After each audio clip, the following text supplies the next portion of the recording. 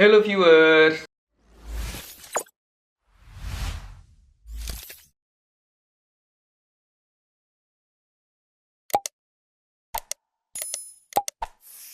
Oke, halo guys, balik lagi sama gue, Rifki Hadian. Dan tema kali ini adalah tentang psikoedukasi, yaitu mengenai menjadi homoseksual di Indonesia. Penjelasan yang akan gue berikan ini itu berdasarkan dalam ilmu psikologi, jadi ini akan berbeda dengan pandangan secara agama. Di sini nggak ada yang benar atau salah menurut gue, dan kita nggak harus untuk meyakinkan bahwa ini yang paling benar atau ini yang paling salah. Jadi ini sebagai pembelajaran aja atau sebagai informasi aja buat kalian. Oke, sebelum kita ngomongin homoseksual, kita harus tahu dulu 3 jenis orientasi seksual. Pertama, ada heteroseksual, yaitu ketika kalian menyukai lawan jenis. Kedua, ada homoseksual, ketika kalian menyukai sesama jenis. Jadi kalau laki-laki sama laki-laki, kalau perempuan dengan perempuan. Dan ada yang namanya biseksual, yaitu kalian menyukai sesama jenis dan lawan jenis. Jadi misalnya laki-laki menyukai dengan laki-laki dan perempuan, dan kalau perempuan dia menyukai laki-laki juga, tapi menyukai perempuan juga. Oke, itulah bedanya 3 orientasi seksual. Oke, homoseksual adalah ketertarikan seseorang yang memiliki jenis kelamin yang sama secara romantis, emosional, dan seksual. Ini nggak melulu harus secara seksual aja ya. Oke, normal atau nggak normalnya suatu hal itu dipengaruhi oleh suatu budaya. Contoh, misalnya ketika kalian ada di Jakarta, kalian nggak pakai baju. Itu pasti kalian akan dianggap aneh atau berbeda sama orang-orang. Kenapa? Karena kebanyakan orang pakai baju gitu, sedangkan kalian nggak pakai baju. Beda halnya ketika kalian nggak pakai baju di pedalaman Papua atau di pedalaman suku-suku yang ada di Indonesia. Kalian mungkin akan dianggap biasa aja atau bahkan sama kayak mereka, normal. Karena kebanyakan orang emang nggak pakai baju gitu. Jadi kadang-kadang orang menganggap normal atau tidak normal itu karena mereka berbeda dengan kebanyakan orang. So untuk di Indonesia sendiri, homoseksual ini masih dianggap hal yang berbeda dengan hal pada umumnya. Sehingga ketika kalian menyatakan diri bahwa kalian adalah homoseksual, mungkin kalian akan mengalami judgement negatif dari banyak orang. So itu sih yang harus kalian pikirkan ketika kalian mengaku menjadi homoseksual di Indonesia.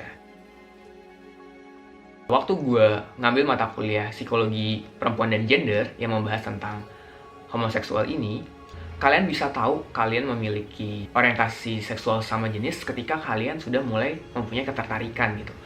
Misalnya kalian udah mulai senang sama teman kalian yang sesama jenis, atau kalian udah mulai ada rasa suka sama teman kalian yang sesama jenis. Dan ini bisa dialami tiap orang berbeda-beda. Ada orang-orang yang ngalaminnya waktu SD, ada waktu SMP, atau mungkin baru sadar ketika SMA dan kuliah gitu. So cara taunya kalian punya ketertarikan sesama jenis atau enggak ya, kalian ada merasa ingin memiliki enggak terhadap teman kalian yang sesama jenis dengan kalian. Dalam ilmu psikologi, homoseksual itu tidak termasuk ke dalam gangguan kejiwaan. Dan dia bukan termasuk ke dalam penyakit gitu. Kita nggak ngasih obat untuk membuat dia tidak menjadi homoseksual. Sehingga kalau dalam sudut pandang ilmu psikologi, itu bukan penyakit dan itu bukan gangguan kejiwaan. Nah ini juga pertanyaan menarik. Aku nggak ngerti sih gimana caranya kita bisa tahu dia homo atau dia lesbian. Aku bingung. Cuman dari mata kuliah yang tadi aku sebutin, psikologi perempuan dan gender, yang mempelajari tentang hal ini, kata dosenku dan beberapa temanku bisa bilang dari cara dia melirik seseorang, dari cara dia berbicara mengenai topik-topik yang mungkin berhubungan dengan homoseksual ini, yang harus kita ubah adalah gak semua orang yang berbicaranya halus, bicaranya lembut, itu dia adalah homoseksual. Ada juga beberapa orang yang dia kayak laki banget, cuman ya emang dia punya orientasi seksual sama jenis gitu. Jadi nggak bisa cuman dilihat dari apakah dia lembut atau dia laki banget atau gimana. Cara kalian tahu dia homoseksual atau enggak ya biasanya dalam pengakuan dia sendiri sih.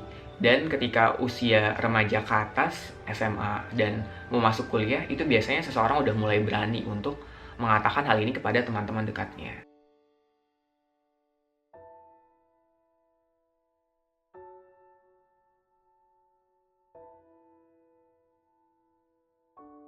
Nah, apa yang harus dilakukan ketika kalian sudah menyadari bahwa kalian homoseksual? Ini sudut pandangnya banyak sih. Tapi menurut aku, cara terbaik adalah kalian harus cerita sih, menurut aku ya.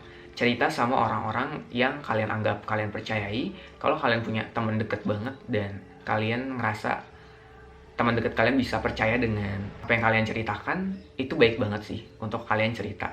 Karena jujur ketika kalian mempunyai orientasi seksual yang berbeda, itu kadang-kadang kalian punya beban tersendiri dalam diri kalian.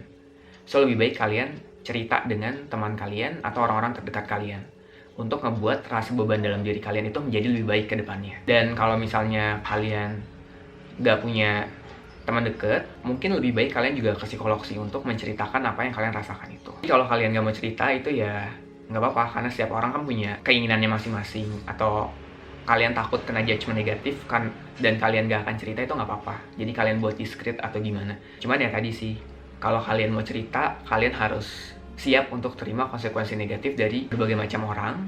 Dan kalau kalian gak cerita, kalian harus terima konsekuensi negatif dari diri kalian sendiri, karena bebannya menurut saya pribadi itu cukup besar. So itu dia psikoedukasi dalam video kali ini. Kalau kalian punya pertanyaan-pertanyaan mengenai gangguan kejiwaan yang pengen kalian ketahui, kalian bisa tulis aja di kolom komen. Nanti mungkin bisa jadi topik berikutnya untuk dibahas.